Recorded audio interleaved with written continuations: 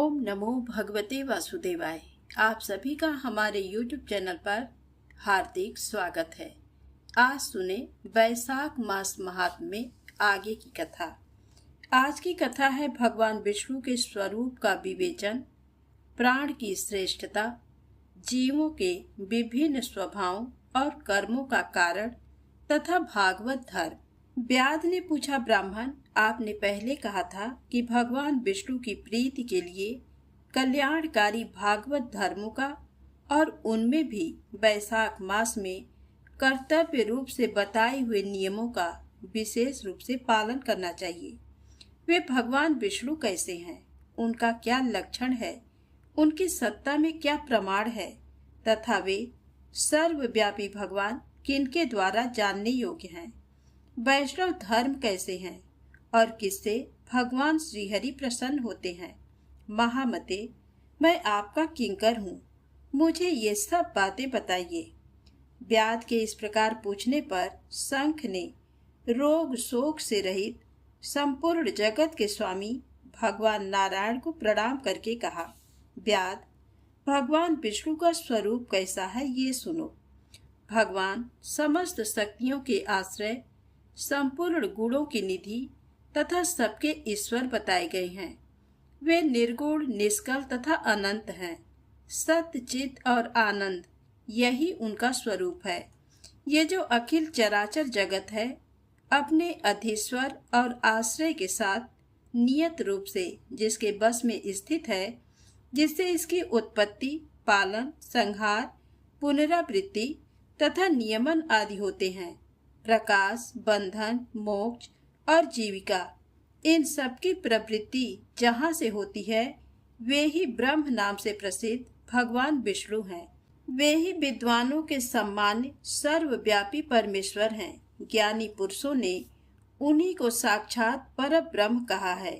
वेद, शास्त्र, स्मृति, पुराण, इतिहास, पांचरात्र और महाभारत सब विष्णु स्वरूप हैं।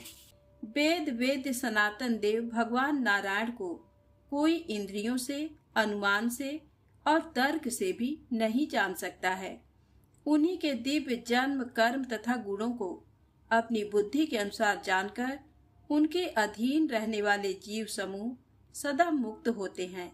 ये संपूर्ण जगत प्राण से उत्पन्न हुआ है, प्राण स्वरूप है, प्राण रूपी सूत्र में पिरोया हुआ है तथा प्राण से ही चेष्टा करता है। सबका आधारभूत ये सूत्रात्मा प्राण ही विष्णु है, ऐसा विद्वान पुरुष कहते हैं। व्याध ने पूछा, ब्राह्मण, जीवों में ये सूत्रात्मा प्राण सबसे श्रेष्ठ किस प्रकार है। शंख ने कहा, व्याध, पूर्व काल में सनातन देव भगवान नारायण ने ब्रह्मा आदि देवताओं की सृष्टि करके कहा, देवताओं, मैं तुम्हारे सम्राट के पद पर ब्रह्मा जी की स्थापना करता हूँ। यही तुम सबके स्वामी हैं। अब तुम लोगों में जो सबसे अधिक शक्तिशाली हो, उसे तुम स्वयं ही युवराज के पद पर प्रतिष्ठित करो। भगवान के इस प्रकार कहने पर इंद्र आदि सब देवता आपस में विवाद करते हुए कहने लगे, मैं युवराज होऊंगा, मैं होऊंगा। किसी ने सूर्य को श्रेष्ठ बताया और किसी ने इंद्र को। किन्हीं की दृष्टि में कामदेव ही सबसे श्रेष्ठ थे। कुछ लोग मौन ही खड़े रहे। आपस में कोई निर्णय होता न देखकर वे भगवान नारायण के पास पूछने के लिए गए और प्रणाम करके हाथ जोड़कर बोले, महाविष्णु, हम सब ने अच्छी तरह विचार कर लिया, किंतु हम सब में श्रेष्ठ कौन है ये हम अभी तक किसी प्रकार निश्चय नहीं कर सके। अब आप ही निर्णय कीजिए।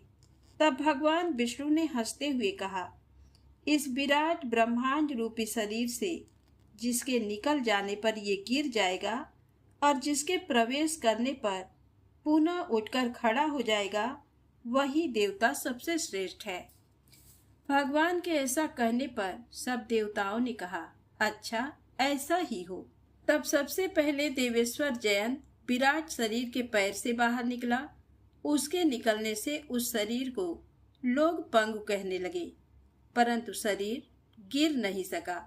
यद्यपि वह चल नहीं पाता था, तो भी सुनता, पीता, बोलता, सूंघता और देखता हुआ पूर्ववत स्थिर रहा। तत्पश्चात गुह्य देश से दक्ष प्रजापति निकलकर अलग हो गए। तब लोगों ने उसे नपुंसक कहा, किंतु उस समय भी वह शरीर गिर न सका। उसके बाद विराट शरीर के हाथ से सब देवताओं के राजा इंद्र बाहर निकले। उस समय भी शरीर गिर नहीं सका। विराट पुरुष को सब लोग हस्तहीन लूला कहने लगे। इसी प्रकार नेत्रों से सूर्य निकले। तब लोगों ने उसे अंधा और काना कहा। उस समय भी शरीर का पतन नहीं हुआ। तदनंतर नासिका से अश्विनी कुमार निकले, किंतु शरीर नहीं गिर सका। केवल इतना ही कहा जाने लगा, ये सूंघ नहीं सकता। कान से अधिष्ठात्री देवियां दिशाएं निकली। उस समय लोग उसे बधिर कहने लगे, परंतु उसकी मृत्यु नहीं हुई। तत्पश्चात जिह्वा से वरुण देव निकले। तब लोगों ने यही कहा कि ये पुरुष रस का अनुभव नहीं कर सकता, किंतु देहपात नहीं हुआ। तदनंतर वाक इंद्री से उसके स्वामी अग्निदेव निकले। उस समय उसे गूंगा कहा गया, किंतु शरीर नहीं गिरा।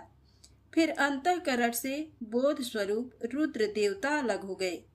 उस दशा में लोगों ने उसे जड़ कहा, किंतु शरीर गिर नहीं सका। सबके अंत में उस शरीर से प्राण निकला। तब लोगों ने उसे मरा हुआ बतलाया। इससे देवताओं के मन में बड़ा विस्मय हुआ। वे बोले, हम लोगों में से जो भी इस शरीर में प्रवेश करके इसे पूर्ववत उठा देगा, जीवित कर देगा, वही युवराज होगा। ऐसी प्रतिज्ञा करके सभी क्रमशः उस शरीर में प्रवेश करने लगे। जयंत ने पैरों में प्रवेश किया, किंतु वह शरीर नहीं उठा। प्रजापति दक्ष ने गुह्य इंद्रियों में प्रवेश किया, फिर भी शरीर नहीं उठा। इंद्र ने हाथ में, सूर्य ने नेत्रों में, दिशाओं ने कान में, वरुण देव ने जिह्वा में, अश्विनी कुमार ने नासिका में, अग्नि ने वाक इंद्री में तथा रुद्र ने अंतःकरण में प्रवेश किया, किंतु वह शरीर नहीं उठा। सबके अंत में प्राण ने प्रवेश किया। तब वह शरीर उठकर खड़ा हो गया। तब देवताओं ने प्राण को ही सब देवताओं में श्रेष्ठ निश्चित किया। बल, ज्ञान, धैर्य, वैराग्य और जीवन शक्ति में प्राण को ही सर्वाधिक मानकर देवताओं ने उसी को युवराज पद पर अभिषिक्त किया। जगदीश्वर प्राण अपने पूर्ण एवं बलशाली अंशों द्वारा सर्वत्र परिपूर्ण हैं। प्राणहीन जगत का अस्तित्व नहीं है। प्राणहीन कोई भी वस्तु वृद्धि को नहीं प्राप्त होती। इस जगत में किसी भी प्राणहीन वस्तु की स्थिति नहीं है। इस कारण प्राण सभी जीवों में श्रेष्ठ, सबका अंतरात्मा और सर्वाधिक बलशाली सिद्ध हुआ। शंख मुनि की कही हुई ये बात सुनकर व्याध ने पुनः पूछा, ब्राह्मण, ये प्राण जब इतना महान, प्रभावशाली और इस संपूर्ण जगत का गुरु एवं ईश्वर है, तब लोक में इसकी महिमा क्यों नहीं प्रसिद्ध हुई? तब शंख ने कहा, पहले की बात है, प्राण अश्वमेध यज्ञों द्वारा अनामय भगवान नारायण का यजन करने के लिए गंगा के तट पर प्रसन्नता पूर्वक गया। अनेक मुनिगणों के साथ उसने फलों के द्वारा पृथ्वी का शोधन किया। उस समय वहां समाधि में स्थित हुए महात्मा कण्व बांबी की मिट्टी में छिपे हुए बैठे थे। हल जोतने पर बांबी गिर जाने से वे बाहर निकल आए और क्रोध पूर्वक देखकर सामने खड़े हुए महाप्रभु प्राण को साथ देते हुए बोले, देवेश्वर, आज से लेकर आपकी महिमा तीनों लोकों में, विशेषतः भूलोक में प्रसिद्ध न होगी। हाँ, आपके अवतार तीनों लोकों में विख्यात होंगे। व्याध, तभी से संसार में महाप्रभु प्राण की महिमा प्रसिद्ध नहीं हुई। भूलोक में तो उसकी ख्याति विशेष रूप से नहीं। व्याध ने पूछा, महामते, भगवान विष्णु के रचे हुए करोड़ों एवं सहस्त्रों सनातन जीव नाना मार्ग पर चलने और भिन्न भिन्न कर्म करने वाले क्यों दिखाई देते हैं? इन सबका एक सा स्वभाव क्यों नहीं है? ये सब विस्तार पूर्वक बतलाइए।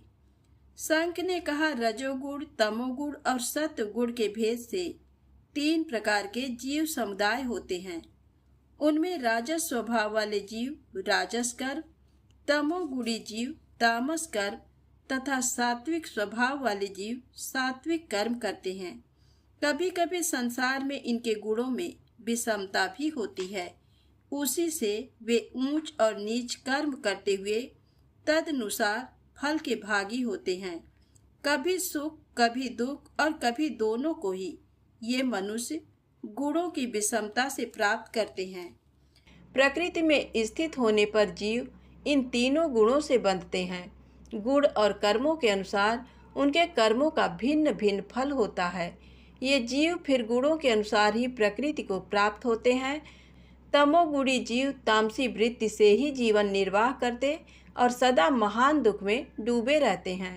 उनमें दया नहीं होती, वे बड़े क्रूर होते हैं और लोक में सदा द्वेष से ही उनका जीवन चलता है। राक्षस और पिशाच आदि तमोगुणी जीव हैं जो तामसी गति को प्राप्त होते हैं। राजसी लोगों की बुद्धि मिश्रित होती है, वे पुण्य तथा पाप दोनों करते हैं। पुण्य से स्वर्ग पाते और पाप से यातना भोगते हैं। इसी कारण ये मंद भाग्य पुरुष बार बार इस संसार में आते जाते रहते हैं। जो सात्विक स्वभाव के मनुष्य हैं वे धर्मशील, दयालु, श्रद्धालु, दूसरों के दोष न देखने वाले तथा सात्विक वृत्ति से जीवन निर्वाह करने वाले होते हैं। व्याध ने पूछा, मुने, भागवत धर्म कौन कौन से हैं और किनके द्वारा भगवान विष्णु प्रसन्न होते हैं? शंख ने कहा, जिससे अंतःकरण की शुद्धि होती है, जो साधु पुरुषों का उपकार करने वाला है तथा जिसकी किसी ने भी निंदा नहीं की है, उसे तुम सात्विक धर्म समझो। वेदों और स्मृतियों में बताए हुए धर्म का यदि निष्काम भाव से पालन किया जाए तथा वह लोक से विरुद्ध न हो तो उसे भी सात्विक धर्म जानना चाहिए। भगवान विष्णु ने क्षीर सागर में सबके हित की कामना से भगवती लक्ष्मी जी को दही से निकाले हुए मक्खन की भांति सब शास्त्रों के सारभूत वैशाख धर्म का उपदेश किया है। जो दंभ रहित होकर वैशाख मास के व्रत का अनुष्ठान करता है वह सब पापों से रहित हो सूर्यमंडल को भेद कर भगवान विष्णु के योग दुर्लभ परम धाम में जाता है। इस प्रकार द्विज श्रेष्ठ शंख के द्वारा भगवान विष्णु के प्रिय वैशाख मास के धर्मों का वर्णन होते समय वह 5 शाखाओं वाला वट वृक्ष तुरंत ही भूमि पर गिर पड़ा। उसके खोखले में एक विकराल अजगर रहता था। वह भी पाप योनिमय शरीर को त्याग कर तत्काल दिव्य स्वरूप हो मस्तक झुकाए शंख के सामने हाथ जोड़कर खड़ा हो गया। श्रुतदेव कहते हैं, तदनंतर व्याध सहित शंख मुनि ने विस्मित होकर पूछा, तुम कौन हो और तुम्हें ये दशा कैसे प्राप्त हुई थी? सर्प ने कहा, पूर्व जन्म में मैं प्रयाग का एक ब्राह्मण था। मेरे पिता का नाम कुसीद मुनि और मेरा नाम रोचन था। मैं धनाढ्य अनेक पुत्रों का पिता और सदैव अभिमान से दूषित था। बैठे बैठे बहुत बकवाद किया करता था। बैठना, सोना, नींद लेना, मैथुन करना, जुआ खेलना, लोगों की बातें करना और सूद लेना, यही मेरे व्यापार थे। मैं लोक निंदा से डरकर नाम मात्र के शुभ कर्म करता था, सो भी दंभ के साथ। उन कर्मों में मेरी श्रद्धा नहीं थी। इस प्रकार मुझ दुष्ट और दुर्बुद्धि के कितने ही वर्ष बीत गए। तदनंतर इसी वैशाख मास में जयंत नामक ब्राह्मण प्रयाग क्षेत्र में निवास करने वाले पुण्यात्मा द्विजों को वैशाख मास के धर्म सुनाने लगे। स्त्री, पुरुष, क्षत्रिय, वैश्य और शूद्र सहस्त्रों श्रोता प्रातःकाल स्नान करके अविनाशी भगवान विष्णु की पूजा के पश्चात प्रतिदिन जयंत की कही हुई कथा सुनते थे। वे सभी पवित्र एवं मौन होकर उस भगवत कथा में अनुरक्त रहते थे। एक दिन मैं भी कौतूहल बस देखने की इच्छा से श्रोताओं की उस मंडली में जा बैठा। मेरे मस्तक पर पगड़ी बंधी थी, इसलिए मैंने नमस्कार तक नहीं किया और संसारी वार्तालाप में अनुरक्त हो कथा में विघ्न डालने लगा। कभी मैं कपड़े फैलाता, कभी किसी की निंदा करता और कभी जोर से हंस पड़ता था। जब तक कथा समाप्ति हुई तब तक मैंने इसी प्रकार समय बिताया। तत्पश्चात दूसरे दिन सन्निपात रोग से मेरी मृत्यु हो गई। मैं तपाए हुए शीशे के जल से भरे हुए हलाहल नरक में डाल दिया गया और 14 मनवंतरों तक वहाँ यातना भोगता रहा। उसके बाद 84 लाख योनियों में क्रमशः जन्म लेता और मरता हुआ मैं इस समय क्रूर तपोगुड़ी सर्प होकर इस वृक्ष के खोखले में निवास करता था। मुने, सौभाग्यवश आपके मुखार बिंद से निकली हुई अमृतमयी कथा को मैंने अपने दोनों नेत्रों से सुना, जिससे तत्काल मेरे सारे पाप नष्ट हो गए। मुनिश्रेष्ठ, मैं नहीं जानता कि आप किस जन्म के मेरे बंधु हैं, क्योंकि मैंने कभी किसी का उपकार नहीं किया है, तो भी मुझ पर आपकी कृपा हुई।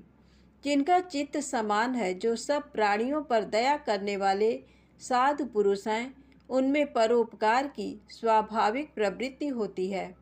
उनकी कभी किसी के प्रति विपरीत बुद्धि नहीं होती। आज आप मुझ पर कृपा कीजिए, जिससे मेरी बुद्धि धर्म में लगे। देवादिदेव भगवान विष्णु की मुझे कभी विस्मृति ना हो और साधु चरित्र वाले महापुरुषों का सदा ही संग प्राप्त हो। जो लोग मद से अंधे हो रहे हों, उनके लिए एकमात्र दरिद्रता ही उत्तम अंजन है।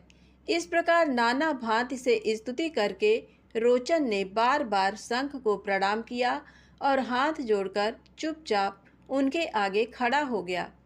तब शंख ने कहा, ब्राह्मण, तुमने वैशाख मास और भगवान विष्णु का महात्म्य सुना है। इससे उसी क्षण तुम्हारा सारा बंधन नष्ट हो गया।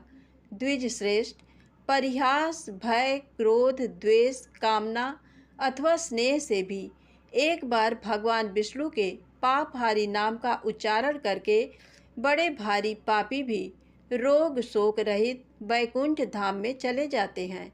फिर जो श्रद्धा से युक्त हो, क्रोध और इंद्रियों को जीतकर सबके प्रति दया भाव रखते हुए भगवान की कथा सुनते हैं, वे उनके लोक में जाते हैं। इस विषय में तो कहना ही क्या है। कितने ही मनुष्य केवल भक्ति के बल से एकमात्र भगवान की कथा वार्ता में तत्पर हो, अन्य सब धर्मों का त्याग कर देने पर भी भगवान विष्णु के परम पद को पा लेते हैं। भक्ति से अथवा द्वेष आदि से भी जो कोई भगवान की भक्ति करते हैं, वे भी पापहारिणी पूतना की भांति परम पद को प्राप्त होते हैं। जो भगवान किसी से कष्ट साध्य सेवा नहीं चाहते, आसन आदि विशेष उपकरणों की इच्छा नहीं रखते तथा सुंदर रूप और जवानी नहीं चाहते, अपितु एक बार भी स्मरण कर लेने पर अपना परम प्रकाश में वैकुंठ धाम दे डालते हैं, उन दयालु भगवान को छोड़कर मनुष्य किसकी शरण में जाए। उन्हीं रोग शोक से रहित चित्त द्वारा चिंतन करने योग्य अव्यक्त दया निधान भक्त वत्सल भगवान नारायण की शरण में जाओ। महामते, वैशाख मास में कहे हुए इन सब धर्मों का पालन करो। उससे प्रसन्न होकर भगवान जगन्नाथ तुम्हारा कल्याण करेंगे। ऐसा कहकर शंख मुनि व्याध की ओर देखकर चुप हो रहे। तब उस दिव्य पुरुष ने पुनः इस प्रकार कहा, मुने, मैं धन्य हूँ। आप जैसे दयालु महात्मा ने मुझ पर अनुग्रह किया है। मेरी कुत्सित योनि दूर हो गई और अब मैं परम गति को प्राप्त हो रहा हूँ। ये मेरे लिए सौभाग्य की बात है। यूँ कहकर दिव्य पुरुष ने शंख मुनि की परिक्रमा की तथा उनकी आज्ञा लेकर वह दिव्य लोक को चला गया। तदनंतर संध्या हो गई। व्याध ने शंख को अपनी सेवा से संतुष्ट किया और उन्होंने सायंकाल की संध्योपासना करके शेष रात्रि व्यतीत की। भगवान के लीलावतारों की कथा वार्ता द्वारा रात व्यतीत करके शंख मुनि ब्रह्म मुहूर्त में उठे और दोनों पैर धोकर मौन भाव से तारक ब्रह्म का ध्यान करने लगे। तत्पश्चात शौच आदि क्रिया से निवृत्त होकर वैशाख मास में सूर्योदय से पहले स्नान किया और संध्या तर्पण आदि सब कर्म समाप्त करके उन्होंने हर्षयुक्त हृदय से व्याध को बुलाया। बुलाकर उसे राम इस 2 अक्षर वाले नाम का उपदेश दिया, जो वेद से भी अधिक शुभकारक है। उपदेश देकर इस प्रकार कहा, भगवान विष्णु का एक एक नाम भी संपूर्ण वेदों से अधिक महत्वशाली माना गया है। ऐसे अनंत नामों से अधिक है भगवान विष्णु का सहस्र नाम। उस सहस्र नाम के समान राम नाम माना गया है। इसलिए व्याध, तुम निरंतर राम नाम का जप करो और मृत्यु पर्यंत मेरे बताए हुए धर्मों का पालन करते रहो। इस धर्म के प्रभाव से तुम्हारा वाल्मीकि ऋषि के घर जन्म होगा और तुम इस पृथ्वी पर वाल्मीकि नाम से प्रसिद्ध होगे। व्याध को ऐसा आदेश देकर मुनिवर शंख ने दक्षिण दिशा को प्रस्थान किया। व्याध ने भी शंख मुनि की परिक्रमा करके बार बार उनके चरणों में प्रणाम किया और जब तक वे दिखाई दिए तब तक उन्हीं की ओर देखता रहा। फिर उसने अतियोग्य वैशाखोक्त धर्मों का पालन किया। जंगली कैथ, कटहल, जामुन और आम आदि के फलों से राह चलने वाले थके मांदे पथिकों को वह भोजन कराता। जूता, चंदन, छाता, पंखा आदि के द्वारा तथा बालू के बिछावन और छाया आदि की व्यवस्था से पथिकों के परिश्रम और पसीने का निवारण करता था। प्रातःकाल स्नान करके दिन रात राम नाम का जप करता था। इस प्रकार धर्मानुष्ठान करके वह दूसरे जन्म में वाल्मीकि का पुत्र हुआ। उस समय वह महायशस्वी वाल्मीकि के नाम से विख्यात हुआ। उन्हीं वाल्मीकि जी ने अपनी मनोहर प्रबंध रचना द्वारा संसार में दिव्य राम कथा को प्रकाशित किया, जो समस्त कर्म बंधनों का उच्छेद करने वाली है। मिथिलापते, देखो वैशाख का महात्म कैसा ऐश्वर्य प्रदान करने वाला है, जिससे एक व्याध भी परम दुर्लभ ऋषि भाव को प्राप्त हो गया। ये रोमांचकारी उपाख्यान सब पापों का नाश करने वाला है। जो इसे सुनता और सुनाता है वह पुनः माता के स्तन का दूध पीने वाला नहीं होता। धन्यवाद। आगे की कथा में आप जानेंगे धर्म वर्ण की कथा, कलि की अवस्था का वर्णन, धर्म वर्ण और पितरों का संवाद एवं वैशाख की अमावस्या की श्रेष्ठता। दोस्तों, वीडियो पसंद आई हो तो कृपया मेरे चैनल को लाइक सब्सक्राइब अवश्य करें। प्रेम से बोले श्री हरि विष्णु भगवान की जय हो।